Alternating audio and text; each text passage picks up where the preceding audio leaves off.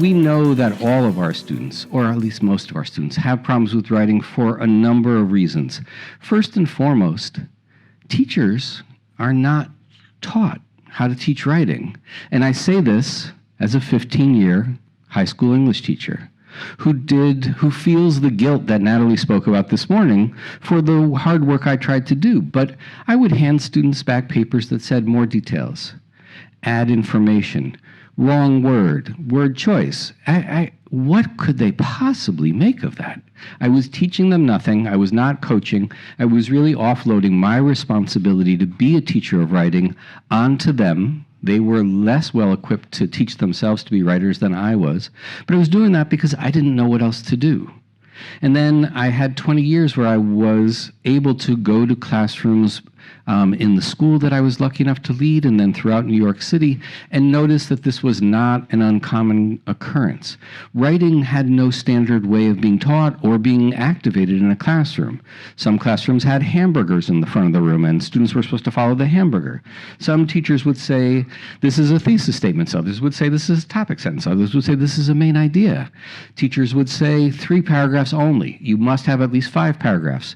In New York State, one of the worst things that I would see, but it was a valid strategy, was science teachers telling students to never write incomplete sentences on state exams because they could only get graded for their information, and if they wrote too much, they could get points off. We were cruel to our students in many ways. We caused them to have to code switch in order to learn to write. They had to figure out what we wanted, not what good writing is. So the benefits of a thoughtful, structured, and coherent approach to writing are many. Natalie started to touch on it this morning. Writing is a great way to process what you learn. If we can write well, if we can unlock for our students ways in which they can put pen to paper, we can help them process what they're learning, because the act of writing is a great way to think. We also, by teaching our students to be better writers, we'll do the most important thing that we can possibly do for them. Make sure that they have voice. Make sure that they have agency. Make sure that when they leave us, they can stand for themselves, stand for their ideas, and express themselves in a way that allow them to be actors in the world rather than acted upon. And if we can create a structured approach to writing, we can create the kind of coherence which is sorely lacking in the world and in our schools. And coherence does one wonderful thing for educators. It saves us time. Students can learn an approach to writing consistently and coherently over time and get better and better and better, because they don't have to relearn things over time. Teachers can teach a coherent approach to writing and know that students know what they're talking about, know that they're not creating conflict in the student's mind based on what they're going to hear in the next classroom or the next classroom. And we can save ourselves time, because we don't have to reteach every semester, every year, our approach to writing, because we know it's the approach that students already have incorporated. We just have to help them get better. Imagine a student who started early on in their career learning a solid approach to writing. By the time they get to high school, much less college, how much better will they be than most of our students when we get there? How much less of a problem will they be for people like my mom, who could look at my writing and say he didn't know what he was talking about? How much time will we save for our teachers? Time that can be used for the myriad other things that we have to do during the day. And how much more empowered will our students be if we can do this well? And we think we have something for you to think about in terms of doing this well, so I'm thrilled that Toni-Ann's going to come up and talk to you about the approach that we lead at the Writing Revolution. What we do at the Writing Revolution is train teachers and support schools and districts in implementing the Hochman Method of expository writing. And what I'm going to show you today are some of the key strategies that we teach teachers in our courses, really that we see in service not only of helping students become better writers, but better thinkers, better readers, and more knowledgeable. When we work with schools, one of the first things we ask for the schools to do is administer a baseline writing assessment. We want to see what students' writing looks like at the very beginning of the school year to really inform some of our instructional decisions. So I'm going to show you some of our students, and maybe some of this will resonate with you, because I think the things that you see up on these slides are not unique to the 3 students I'm about to show you. We're going to start in 2nd grade, and this is Leialynn. At the beginning of the school year, Leialynn was asked to write about the best part of her summer, and she was asked to write a paragraph. Now, bear in mind, this is second grade, so we have to keep those expectations in mind. Leialynn writes, "I got to stay at home. I got to watch TV. I got to play with the Switch. I got to play on my mommy's iPad. I got to go to bed at 10:30 and 11:30. I got to play with my favorite toys. I got to Dave & Buster's." Okay, so we could look at this and say, all right, this is an assessment of a paragraph. Clearly, Leialynn needs some support writing a paragraph. It really isn't. It's more like a list. There's no topic sentence telling us the main idea. But if we look very closely, it's really at the sentence level where Leialynn needs the most support. She's repeating that same sentence starter over and over again. I got to, I got to. There's very little variety, so the person reading it might not find it very interesting. And either Leialynn is extremely excited about everything she did all summer, or she needs some support with the punctuation. So we see that while Leialynn needs to work on her paragraph, it's really at the sentence where we need to begin. This doesn't only happen in second grade. So I'm going to jump up to ninth grade. And this is Danny, a ninth grader. This is a student that is general education. He's considered to be on grade level in grade 9. And he was asked at the beginning of the year in history to write about why should we study the past. And he was asked to write a paragraph as well. Danny writes, "We study the past because it's good to learn about things that happened years ago. In history, we learn all about the past. We learn about wars that happened years ago, how many people died, generals, what countries were in them." So this is a ninth grade, a high school student that at this point is supposed to be on the track of being college and career ready. And you look at this as Danny's ninth grade teacher and say, wow, I have a lot of work. Once again, he needs support writing a paragraph, but it's at the sentence level where we have to start. He has grammatically incorrect sentences. He's being repetitive. So we realize there's a lot of work that we need to do for Danny. And Danny, at this point in ninth grade, has not just discovered how to write on his own. And then the last student is Karina. And Karina was asked to write about a challenge that she has faced. And naturally, she writes about a challenge with her mother. This is a recurring theme today. So Karina writes about this challenge with her mom, and she said, "A few weeks ago, it was Saturday, and I asked my mom if I could go with my friend to go shopping. And of course, she said no. So I asked if I could just stay at her house. She gave me permission." We include Karina because she does something that many, many students do, and some adults alike. She writes the way she speaks. So one of the goals of the Writing Revolution is to help move students away from these oral language structures in their writing to be able to present themselves in the written form. So again, to move students from writing the way that they speak to writing in the structures that writers use. And spoken communication and written communication are not always one and the same. There are different structures that are used in writing than we use when we speak. When we're speaking, we could get away with certain things that we can't when we're writing. So we use fragments. We could speak in run-ons and get away with it, not when we're writing. And students are not, just like Danny, not going to discover these structures without being explicitly shown them. Okay, so we are called the Writing Revolution, and we always say our name is a bit of a misnomer because we are not just about writing. We see these three areas, writing, reading, and thinking, as being inseparable. And we see that writing is a beautiful tool that can be used in service of these other two areas. So for example, we see this all the time in classrooms and in student work, but this is backed by the research. There are a lot of studies that have been done about the relationship between writing and reading, and that if you can teach a child, for example, to write a linguistically complex sentence, chances are when they encounter those types of sentences, when they read, they could process them better. So simply put, if they could produce it, they could process it. Same thing with different text structures. If you teach your students how to write a pro-con, a cause-effect, when they read those types of structures, they could process them better. Not always the other way around. Sometimes we hear, well, students today, they just don't write well because they don't read as much as they used to in the past. You could have students that are avid readers. You could have adults that are avid readers. It doesn't necessarily make them a strong writer. It could help, and it could help in boosting vocabulary, but alone is not going to make the difference. But when we do these two together, we can boost students' reading, and in turn, that will make their writing better. And writing is thinking. You can't write well about something if you're not thinking about it. So we see writing as a tool to boost students' analytical thinking. Thinking about whatever content they're learning, we're going to use writing as that way to do so. So these three really should be linked together. How does the Hochman method work? It starts here. So we're alluding to this with Leialynn and Danny and Karina. It starts at the sentence level. If a student cannot produce a decent sentence, what does that paragraph, what does that essay, what does that research paper look like? So we start, regardless of grade level, at the sentence, not only to help students write better, but to help boost their reading, to help boost their thinking about the content.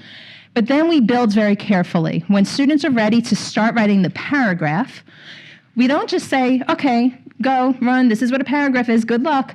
We teach them how to plan it first. The best writers plan before they write. So we teach students how to use an SPO, that's a single paragraph outline, and you'll see that a little bit later on, to plan their ideas. Writing places huge demands on the brain. There's so many things happening at one time when you're writing, and planning alleviates a lot of that cognitive burden. So we are going to teach students how to plan that paragraph.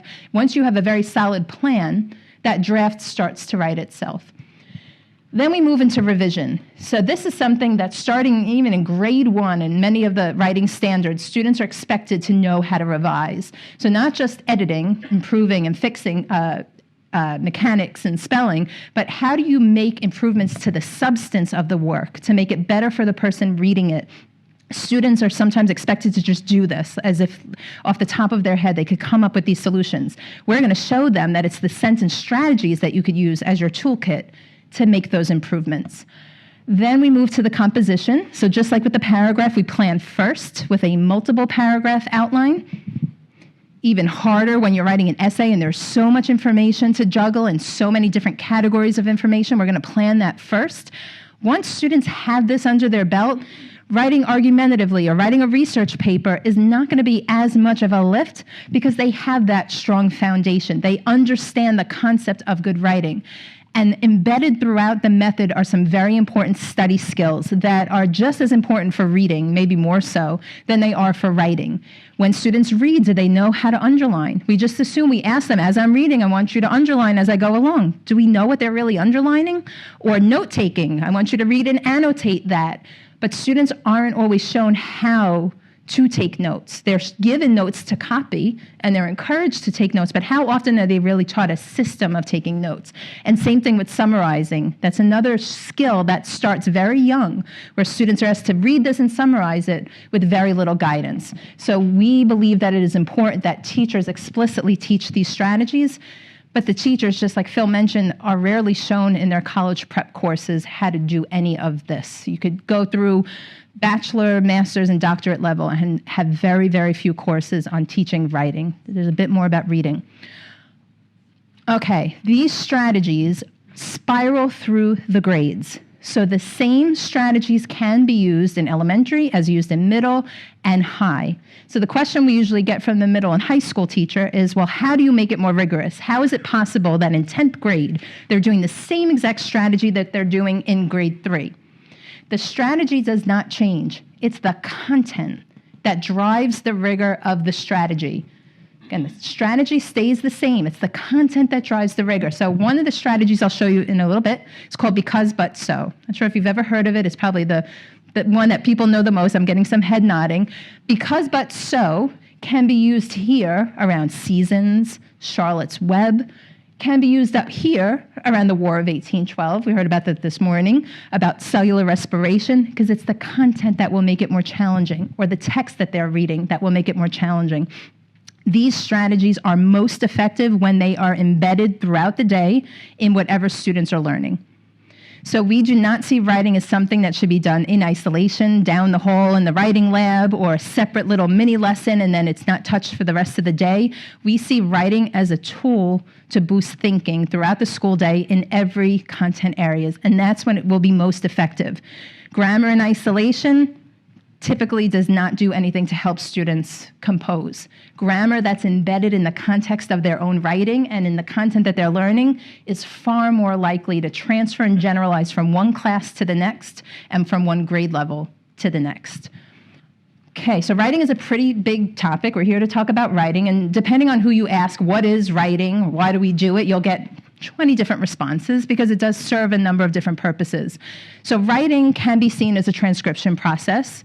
Think court reporter. You're pretty much writing down all the information as you would say it. And when writing is being used as that transcription process, you tend to hear more of those oral structures in the written form. Then there's a form of writing, and many teachers will say, I feel comfortable in the form of writing. The form of writing meaning there are rules, there's grammar rules and syntax, and teachers will say, I feel comfortable here. I know to tell my students to start with a capital letter and put the period at the end. That's okay. If you ask students, why do you write? They'll explain something here. They'll say, we write to show what we know. Every time you give me a test, you ask me to write something. So clearly, writing is a way for me to demonstrate my knowledge, and that is true. The last two bullets for us are very important. Not that the first three are not, but the last two really are a focus of the writing revolution. This is number one. Writing is one of the most powerful learning tools. When you write about what you are reading or learning, you are processing that information. You're far more likely to retain that information. Your brain is doing the work, not just sentence writing and paragraph writing, but even something like note-taking. And it seems like every day there's a new article coming out about the power of note-taking. And not just any note-taking, we're learning a lot about the power of taking notes by hand as opposed to on the keyboard. So what we're seeing in a lot of these studies is that when we take notes on the keyboard, because we could type faster, we tend to take more of the transcript, right? Because you could keep up with what you're listening to, especially if it is based on a lecture. When you're taking notes by hand, you can't move that quickly.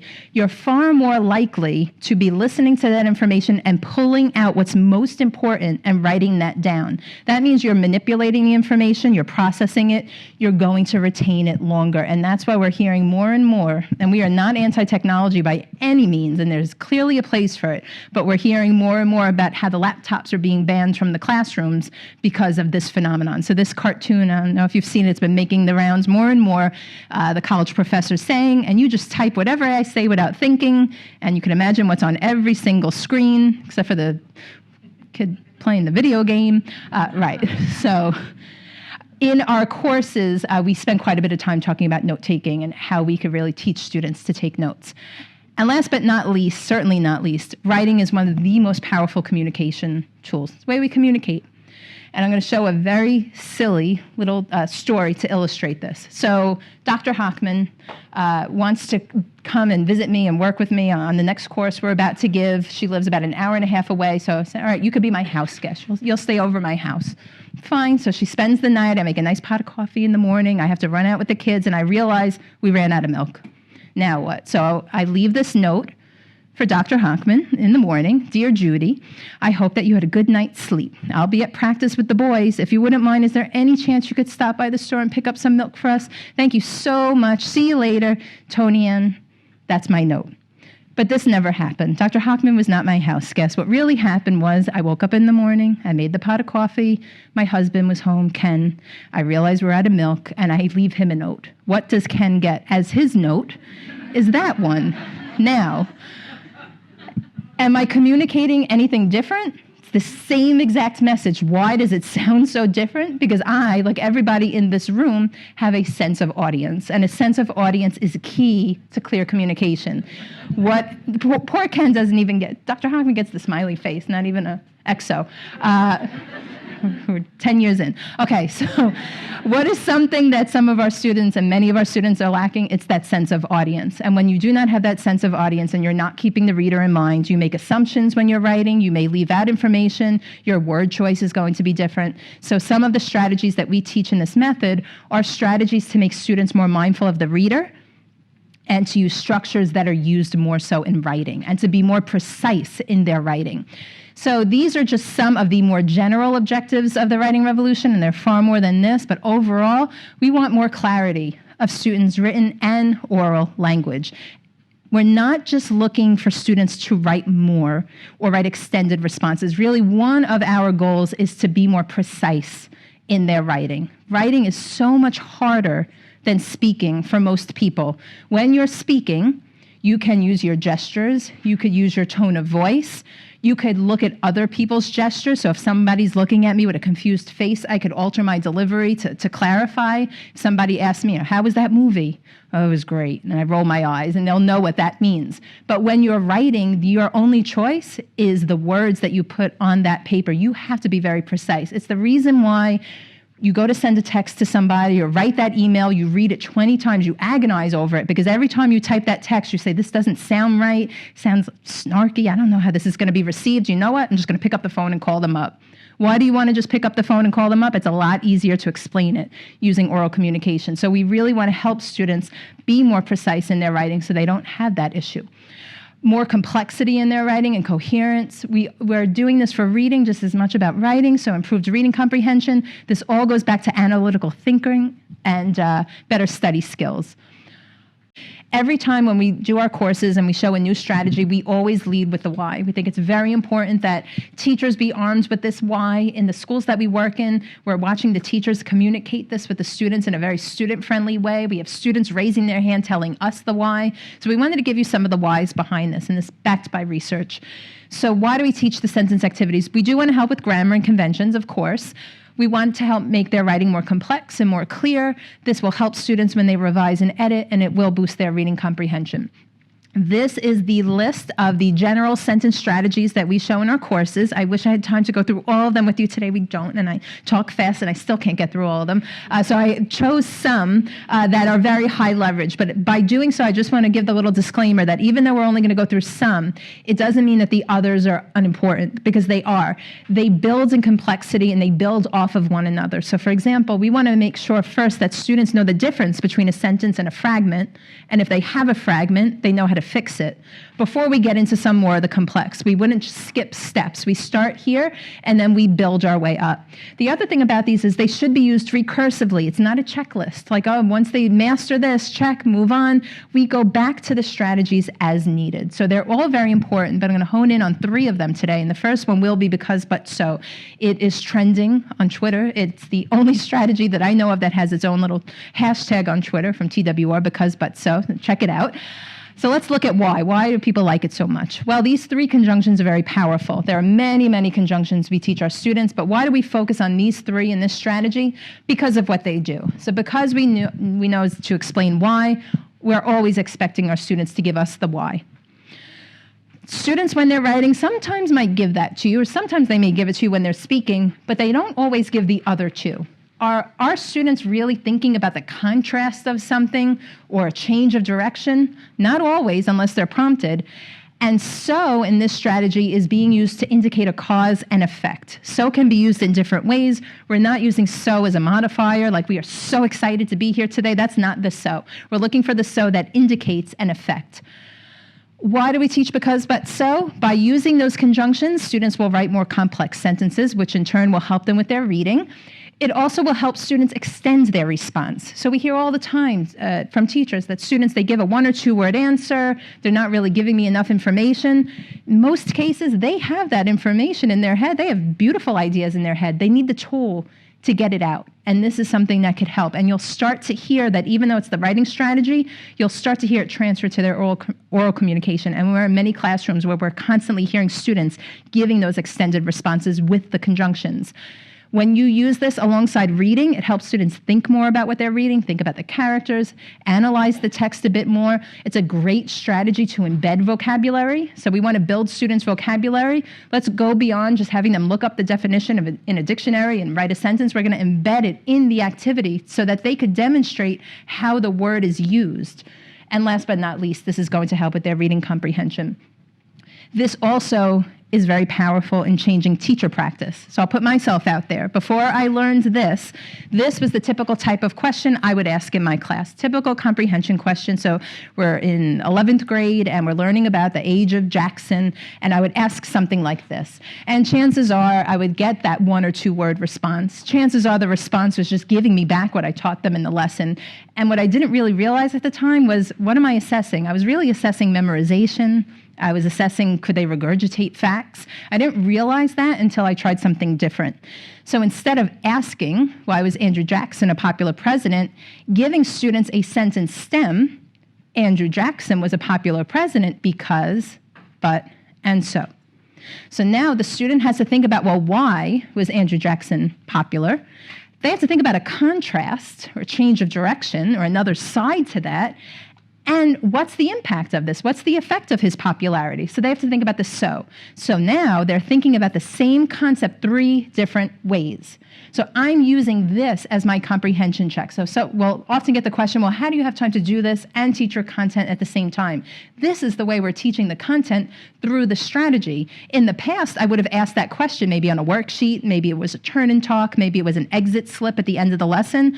I'm using the writing strategy as my way to assess their comprehension. So we're doing 2 things at once. This starts very young. We start this in kindergarten as an oral activity.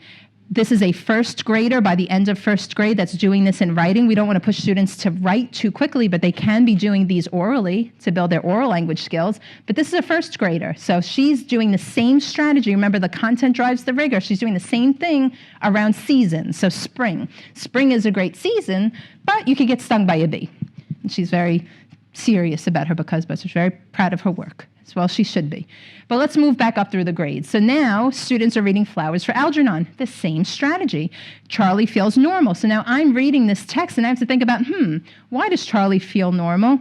Is there a contrast to this? Should I be thinking about a U-turn? And what's the effect of Charlie feeling normal? So it's a great way to have students thinking about whatever text it is that they're reading. I do want to show this to you in action.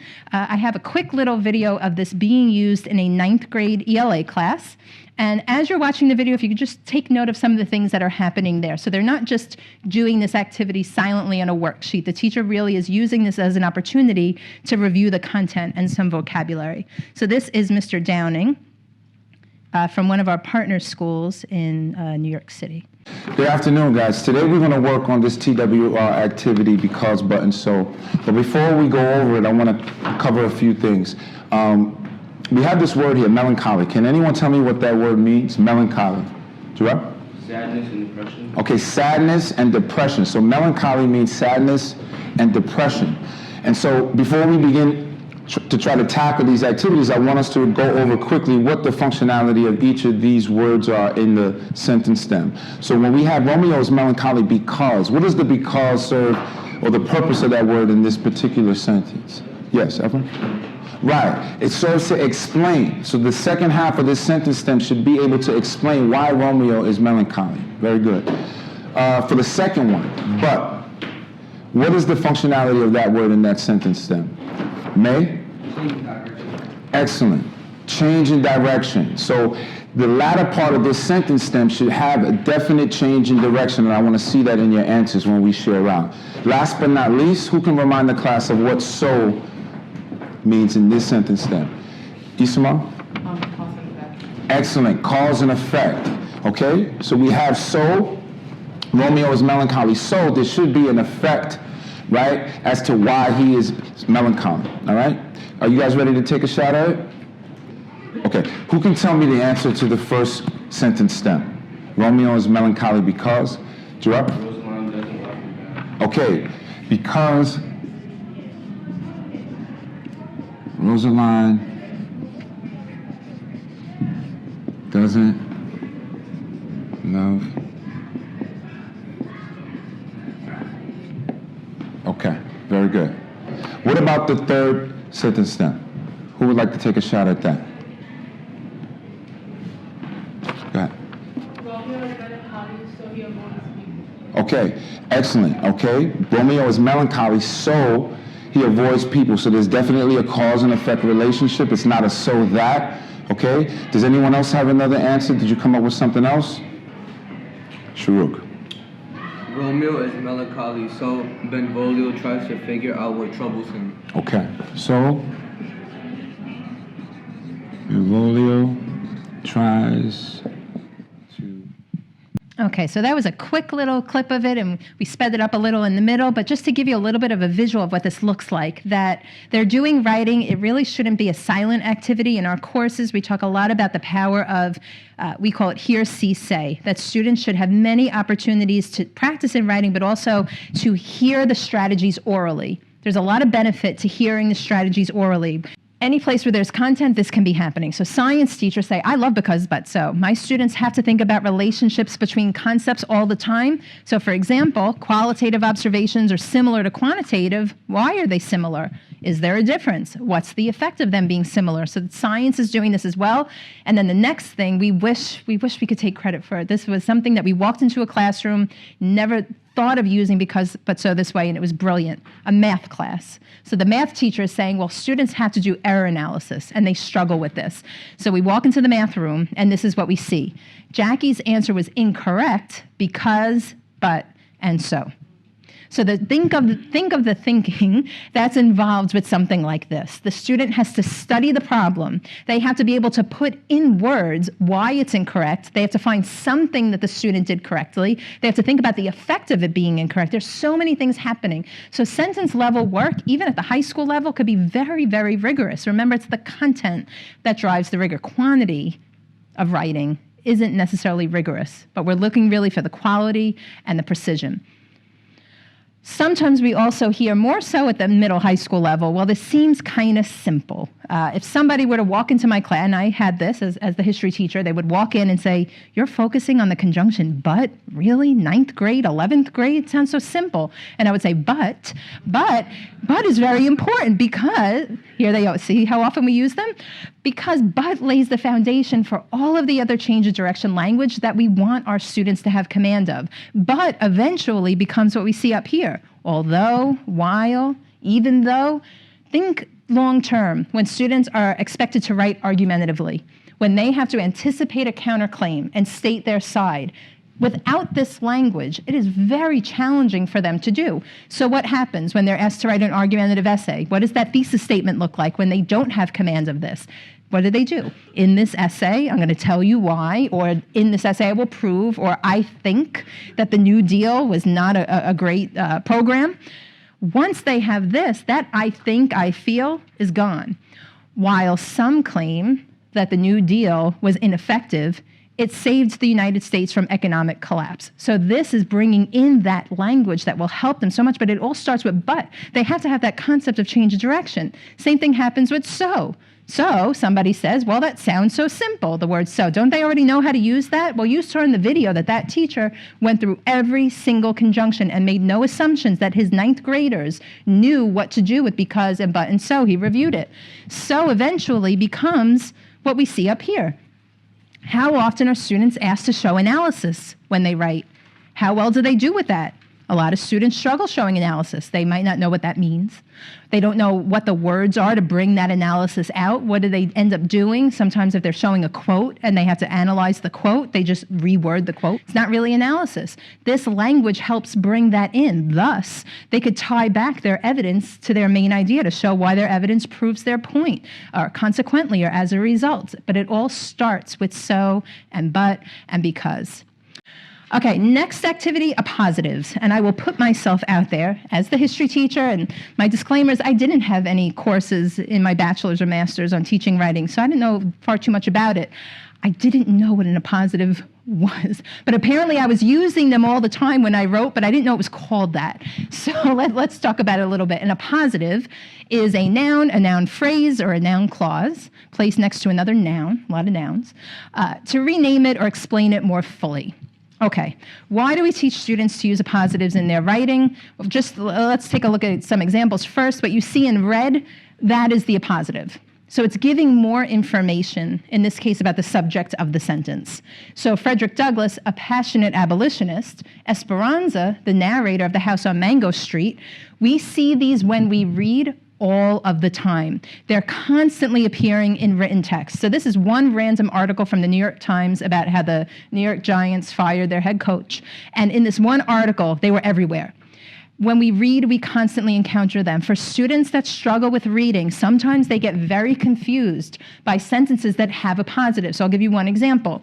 Kevin Abrams, the assistant general manager, you will have many students that think that those are two different people, that you have Kevin Abrams and an assistant general manager. They don't realize that that is describing. If you teach students to use these in their writing, now when they read sentences like these, they understand what they're reading. Oh, that's giving me more information. So let's talk about the whys.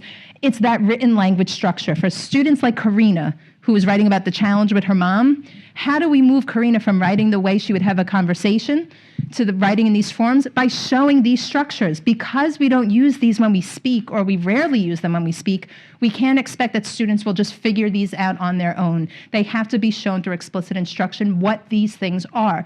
Once you show it to them, they fall in love with the appositive. They love it. They love what it's called. It's great. This will vary their sentence structure. Let's think of Leialynn. I got to, I got to, I got to. Now she could have a sentence with because. She could have a sentence with the positive. Immediately, her writing sounds better to me. It's far more interesting for me to read because there's variety. And appositive is a great way to add information. As the history teacher, I love them because if my student wrote me a sentence with the positive, it required them to give me 2 pieces of information about whatever it was they were writing. So for me, great comprehension check. Helps students when they read, it encourages careful reading, and this is big for us, the last bullet there. We're talking about sentences, but we're laying the foundation for the paragraph. Where do students collapse sometimes when they write the paragraph? The first sentence. I don't know how to start. What do? Same thing as the thesis statement. In this paragraph, I'm going to tell you, or this paragraph will be about Genghis Khan. We don't want that anymore. Now they have a strategy, and we're going to tell our students there are actually 3 strategies we could use to write a topic or a concluding sentence. The appositive is one. I'm telling you, they fall in love with it. They want to use it all the time. Sentence types, which we didn't have time to talk about here today, but sentence types is the other one. So a statement, a question, an exclamation, a command. And subordinating conjunctions, which is another set of conjunctions that we teach our students to use at the beginning of the sentence. Now they have 3 tools to start. You're going to write a paragraph about Genghis Khan, start with an appositive, or use a sentence type. And now they could get going. Sometimes that's enough for them. In our courses, we're careful to really explain what the appositive is because especially if you're not so comfortable with grammar, we just want to be clear of what they are and what they aren't. So sometimes you'll receive something like this from a student. Jonas, who is an 11-year-old boy. Grammatically, it's fine. It's a great sentence if you got that from a student. That's not an appositive. Appositives do not start with who, whose, which, or that. An appositive is that noun phrase or noun clause. A little tip you could give your students to get them started. An appositive can start with a, an, or the. If you start with a, an, or the, chances are what you write after that is going to be a noun or a noun phrase. So an 11-year-old boy. So we're not saying what's on top is wrong. Grammatically, it's fine. That's more in line with how we speak. What you see on the underneath, that's more in line with what we only see in writing. Another example, the Declaration of Independence, which was influenced by the Enlightenment. Nice sentence, not an appositive. The Declaration of Independence, an historic document, that is. So a, an, or the, they don't have to start that way, but it is a way to get your students started. Because appositives are so different, we don't really use them when we speak, we would never show them to the students and say, okay, now start using them in your writing. We're going to teach them in a scaffolded way how to start to incorporate them. The first thing we want to see is, can they identify it? If we just show them some sentences, can they find where the appositive is? By doing so, you're modeling for them what appositives sound like. But this is all embedded in your content. So for me, I'm not going to stop my history lesson to do a separate lesson about appositives and writing. I will give my students, say, 4 sentences about what we just learned, and in those sentences say, can you find the appositives for me? Can you underline them? So I'm doing the content and the writing at the same time. Then we want to see, can they match? What if I give them a noun and I give them the appositives? Do they know which go together? So in the beginning, we're not expecting them to do the whole thing. We're slowly, gradually releasing it over to them, that eventually they could write the whole entire sentence, but at first they're just doing parts of it. So here's an example of one of those scaffolds. My instructional objective, I just want to see that you could come up with the appositive. I'm not worried about the whole sentence. I'm going to focus on that. So I'm going to give you this, and I want to see if you could just give me the appositive for those characters. But by doing so, you're demonstrating to me what you learned about those characters. Or we could brainstorm through appositives. Think of what a brilliant way this could be to build students' vocabulary. We often brainstorm, might be adjectives about a character or character traits. We could brainstorm about a character, but let's use the appositive as the lens. Give me multiple appositives about Greta in the Metamorphosis. And then let's choose which one best completes that sentence. It may be giving extra information, but we don't want to give any old information. It really should be pertinent to what we're trying to say. That's making students more thoughtful about the reader. If I'm writing argumentatively, say about Andrew Jackson, and I want to put an appositive in that sentence, if I'm going to try to argue that he was not this great president or he was undemocratic, I'm not going to use as an appositive the champion of the common man. It doesn't really fit together. So now the students are really thinking about, what's my main idea? How could I give some more information about that? Here, you could give students just the appositive and say, can you give me the whole sentence? So what am I describing? They're reading Fahrenheit 451. Who's the retired English professor? Can you tell me something more about him? And the nice thing about this is it really will not take up a lot of instructional time. This could be my turn and talk. This could be 5 minutes in the middle of the lesson. This is a third grader, so we typically see appositives being introduced mid to end of third grade. This third grader was reading The Boy Who Harnessed the Wind, and the teacher gave as a comprehension check an appositive, a natural resource. Can you write me a sentence using that? And the student writes, wind, a natural resource, can be used as energy. Beautiful sentence. And then Danny, let's go back to Danny. This was Danny, the student who was writing about why we study the past with the wars and the generals. This is what Danny was doing to become a stronger writer. This actually was a quiz item. So the teacher here said, you know what, we're focusing on sentences in class. When they take their test, I'm not going to have him write a 5-paragraph essay. What's the point? I'm going to test what I teach. So I'll give him maybe some multiple choice, but the writing sections of the test are going to be the writing that we're doing in class. I'll give Danny some appositives and see if he could tell me about Socrates and about Athens. Back to ELA, I'm going to give just the topic, Lady Macbeth. Can they tell me more about Lady Macbeth with the appositive?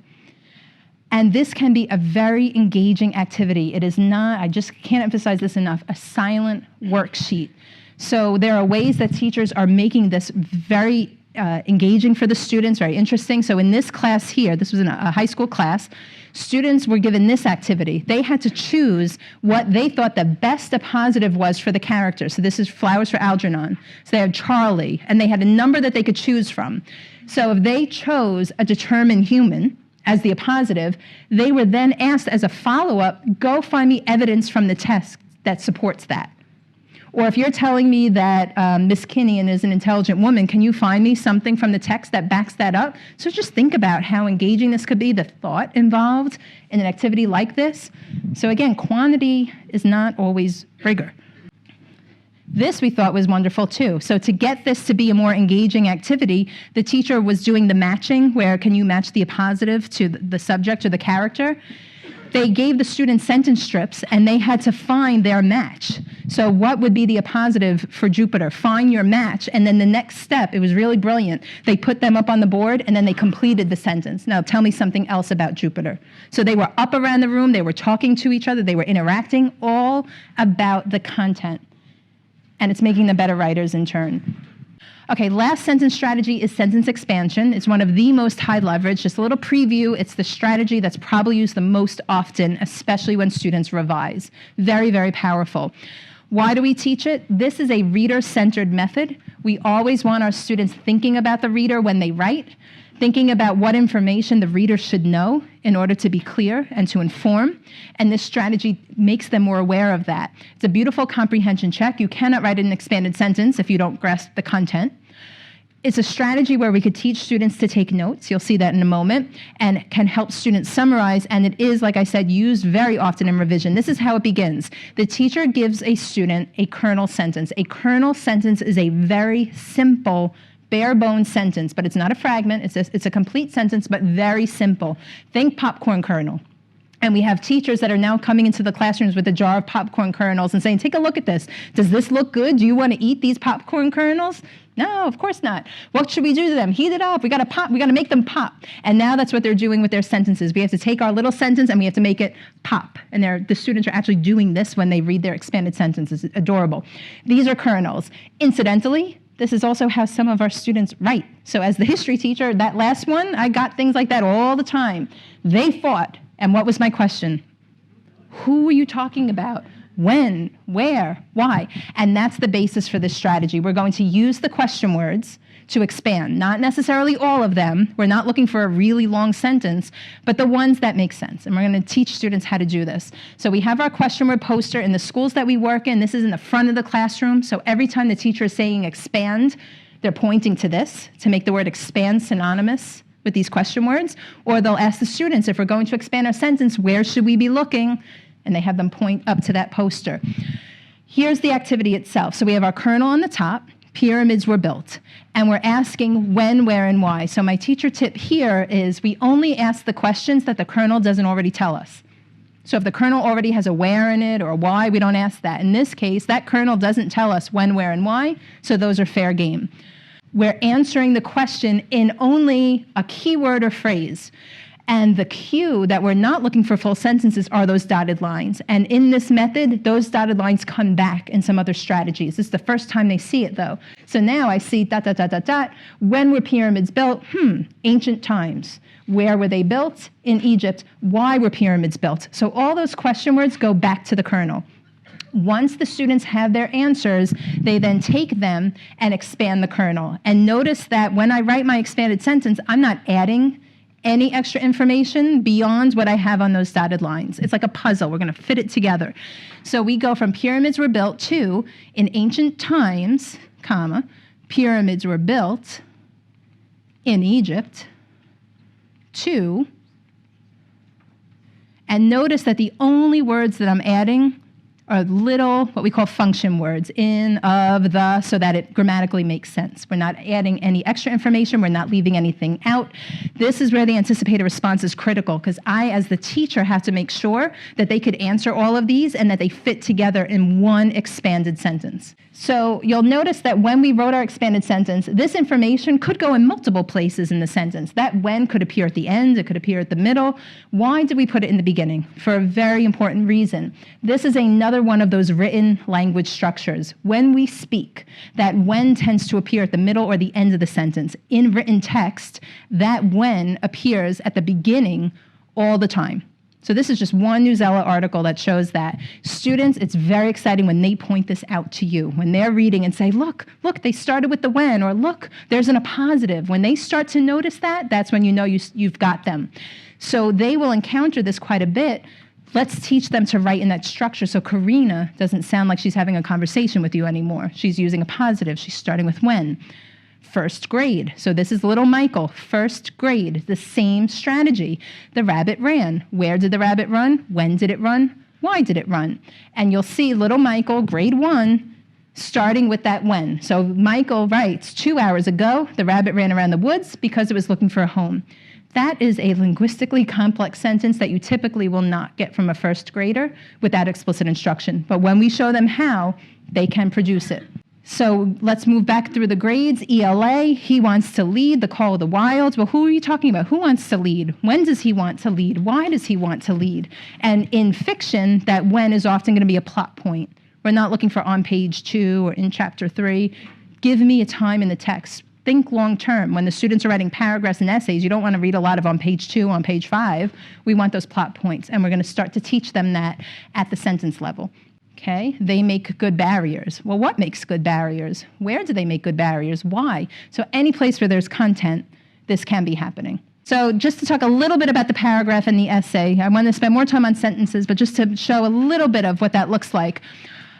I already mentioned that we want to teach our students to plan. The best writers plan before they write, and it's really important for teachers to be mindful of just what's involved when students are writing with the brain and how much is happening and how your brain can only juggle so many things at one time. Planning is a great way to alleviate some of that burden that writing places on the brain. So sometimes we do see that students will be given a graphic organizer before they write, or they'll be given a scrap paper and jot down your ideas. But when they're not shown a systematic way to plan, and they have a lot of information on a graphic organizer or on a draft, this is what we start to see happening.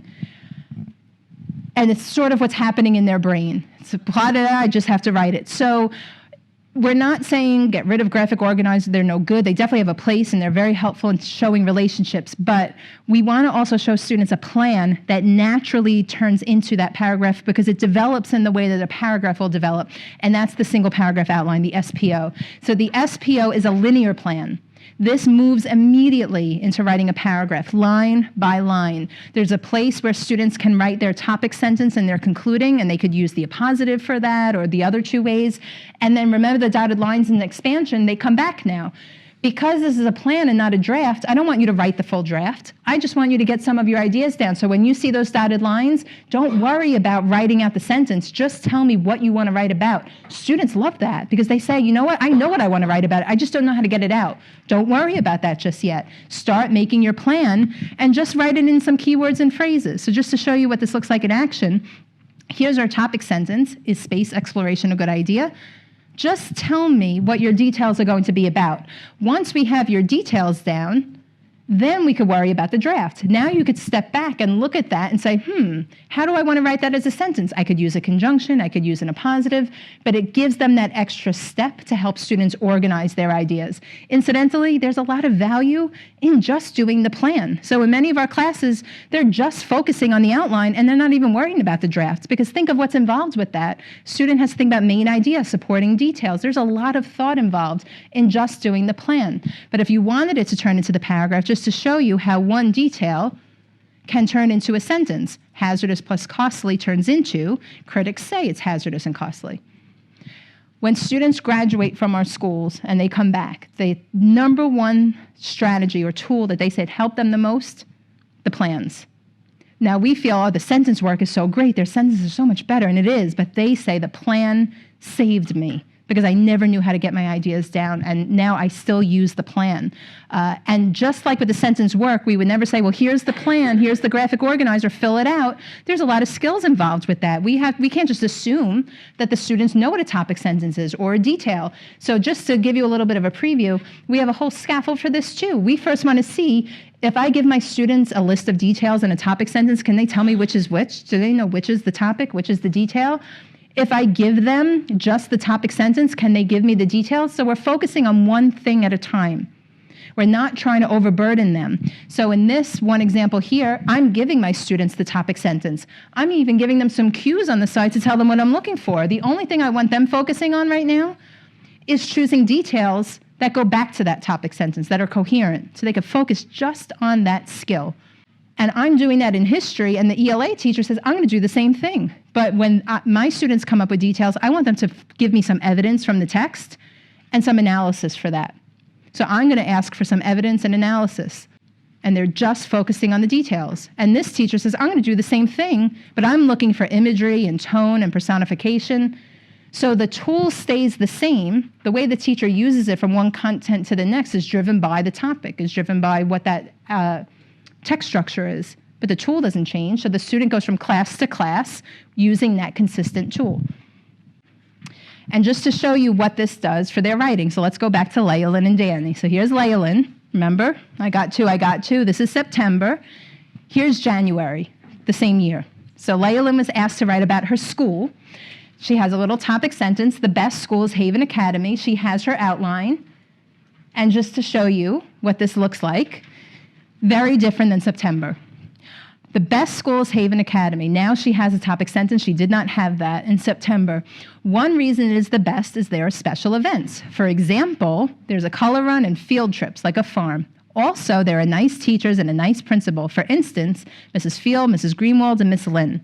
We have sentence variety. She's using transitions, which we didn't have time to talk about today, but it's something else that we teach our students to use. Lastly, they have nice classrooms like 2A. They have nice cushions and chairs. She's going to give you some evidence. Do you like Haven Academy from all these details? And we typed it out just because the handwriting still needs a little bit of help, but just to see from September to January. Is it perfect? No. Is it progress? Clearly. Then we have Danny. So Danny gave us full permission to show this. He even says, I hate that paragraph. I'm proud that I did better, but I'm so embarrassed that I wrote that, but now look at my progress. This is Danny in March.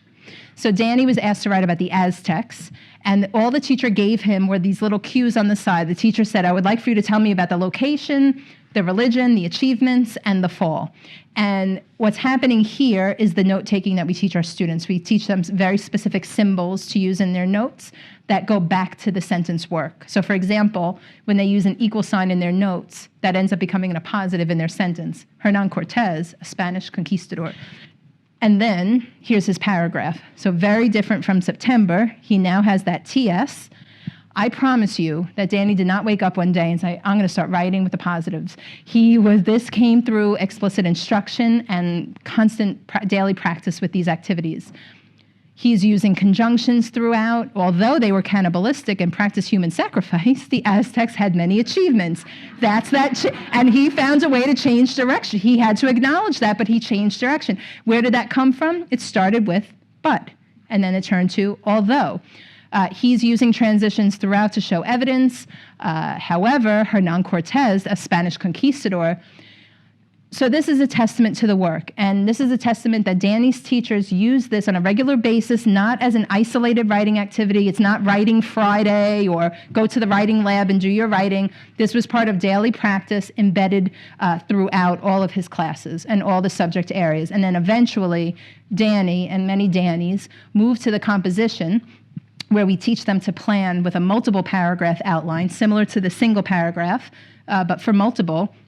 And Danny, in June, creates an outline about an argumentative topic: how should the conquest of the Americas be remembered? And I won't read through all of this, but just to show you a little bit of a preview, and I'm going to zoom in on the first page of his essay, he has an introduction, another place where students struggle quite a bit. Throughout history, there have been many controversies. One such debate is over the Spanish conquest of the Americas. While some view the conquest of the Americas as a positive event, without question, it had a negative impact. And then all throughout his work, we could highlight all the sentence work that's happening there and the transition work, but this, like I said, all came through that daily practice. And we got Danny to the essay, but we feel it's very important to go slow, to go fast. Spend the time at the sentence level. If they get the sentence right, the paragraph will be infinitely better. If they could write a solid paragraph, the essay will be far better. So it's go slow to go fast, including and we understand how hard that could be, especially when there's urgency to get students to write essays from day one. We understand that fully. But in many cases, it's a lot harder to remediate and break bad habits than to just teach it right in a very scaffolded way, and then they will get there. And then the last thing I will share with you, I promise, is just hearing from a couple of our students. So we know this helps them with their writing, we know it helps with the reading, but something that can't really be captured on the paper, but they could speak to themselves, is what this does for their self-esteem and their confidence.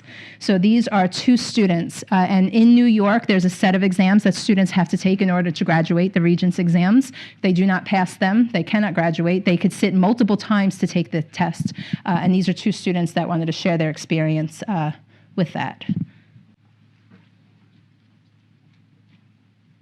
How many times did you guys sit for the ELA Regents? Do you remember? 6. I suffered 3 times. When I took it last month, it was my 3rd. I think it was my 4th time. I'm not sure, but I took it a lot.